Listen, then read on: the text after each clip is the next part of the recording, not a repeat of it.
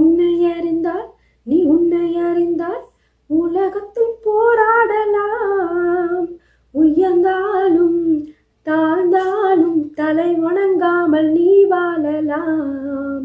தன்னை தானும் அறிந்து கொண்டு ஊருக்கும் சொல்பவர்கள் தலைவர்கள் ஆவதில்லையா? திஸ் இஸ் நார்கா ஜனனிகள், நார்தன் கலிபோர்னியா, ஜனனி பொண்ணு. இந்த அற்புதமான வரிகளுக்கு சொந்தக்காரர் கண்ணதாசன் அவர்கள். இன்னைக்கு நம்ம பார்க்க போறது உன்னை அறிந்தால் no your self series part 1. இதில் நம்ம அப்பா அம்மா கிட்ட இருந்து நம்மளை பற்றி என்ன தெரிஞ்சுக்க போகிறோம் அப்படின்னு பார்க்க போகிறோம். இன்ட்ரெஸ்டிங் டாபிக்ல. ஓகே, அதுக்காக அவங்களை கூட்டிகிட்டு வந்து உங்களுக்கு கவுன்சிலிங் பண்ண வைக்க போகிறது இல்லை. அவங்கக்கிட்ட இருந்து அர்ச்சனை எப்போ நம்ம கேட்டுக்கிட்டு தான் இருக்கோம். இது அதை பற்றி இல்லை, நம்மளே ட்ரை பண்ணி கண்டுபிடிக்க போகிறோம். First, why you should know yourself. ஏன் நம்மளை பற்றி நம்ம தெரிஞ்சுக்கணும்? Because sometimes emotions comes a surprise. ஆமாங்க, சில பேரை பார்த்துருக்கீங்களா? ஏன்பா திடீர்னு கோவப்பட்டுட்ட அப்படின்னா தெரியல, டக்குன்னு கோவம் வந்துருச்சு அப்படிம்பாங்க. ஏன்பா திடீர்னு அழுதுட்ட அப்படின்னா தெரியல, டக்குன்னு அழுக வந்துருச்சு அப்படிம்பாங்க. இப்படி ஏதாவது ஒன்று பண்ணி வச்சுட்டு அவங்கள ஹேண்டில் பண்ண முடியாது, அவங்க சுற்றி இருக்கிறவங்களாலையும் அவங்கள ஹேண்டில் பண்ண முடியாது. இப்படி அந்நியன் மாதிரி ஏதாவது பண்ணிவிட்டு அப்புறம் திரும்ப அம்பியா மாறின உடனே ஐயோ ஏன்டா இதை பண்ணணும்னு ரெக்ரெட் பண்ணி ஃபீல் பண்ணிட்டு இருப்பாங்க. இதெல்லாம் அவாய்ட் பண்ணணும்னா first you should know your self. நீங்கள் தெரிஞ்சுக்கணும்னு நினச்சா கண்டிப்பாக அதை தெரிஞ்சுக்க முடியும். நம்ம மனசு இருக்கே, அது ஒரு லாயல் சர்வெண்ட்டுங்க. அது நீங்கள் பண்ணுறது தான் எப்பவும் சரின்னு சொல்லிகிட்டே இருக்கும். நீங்கள் பண்ணுறதை நியாயப்படுத்திக்கிட்டே இருக்கும். அதுக்கு வேறு பெர்ஸ்பெக்டிவை பார்க்கவே தெரியாது. அது இன்டென்ஷனலாக பண்ணலைங்க, அதோட டிஃபால்ட் செட்டிங்ஸே அப்படி தான். அதுக்கு நம்ம என்ன பண்ணுறது? நம்ம உடம்புக்குள்ளேருந்து வெளியிலேருந்து பார்த்தா அதுக்கு சொல்யூஷன் கிடைக்கும். அதுக்காக கூடு விட்டு கூடு பாயிற டெக்னிக்கு ட்ரை பண்ணலாம். ஆனால் பாருங்கள், பாதியில் கிளி உடம்புலையோ பூனை உடம்புலையோ மாட்டிக்கிட்டோன்னா பிரச்சனையாக போயிடும். அதனால் அவ்வளோ ரிஸ்க் எடுக்க வேண்டாம். நம்ம ஈஸியாகவே போய்ப்போம். நம்ம அப்பா அம்மாவை அப்சர்வ் பண்ணி அதுலேருந்து நம்ம கற்றுக்க போகிறோம். Apple doesn't fall for from the tree. உங்களுக்கும் உங்கள் அப்பா அம்மாவுக்குமான சிமிலாரிட்டி எப்போவுமே இருந்துட்டு தான் இருக்குது. நீங்கள் அதை கவனிக்கலைன்னாலும் உங்களை சுற்றி இருக்க பல பேர் இதை பார்த்து உங்கள்கிட்ட சொல்லியிருப்பாங்க.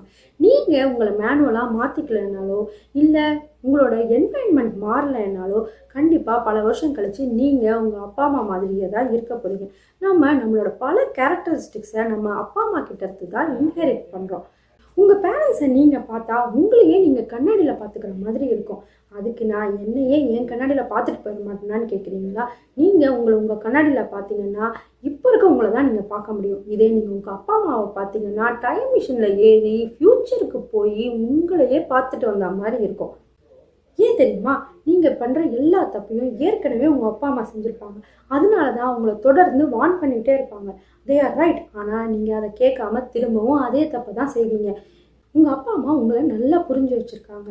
Because they secretly see themselves in you. அதனால தான் அவங்களால உங்களை ஈஸியாக ஃபர்கிவும் பண்ணிட முடியுது.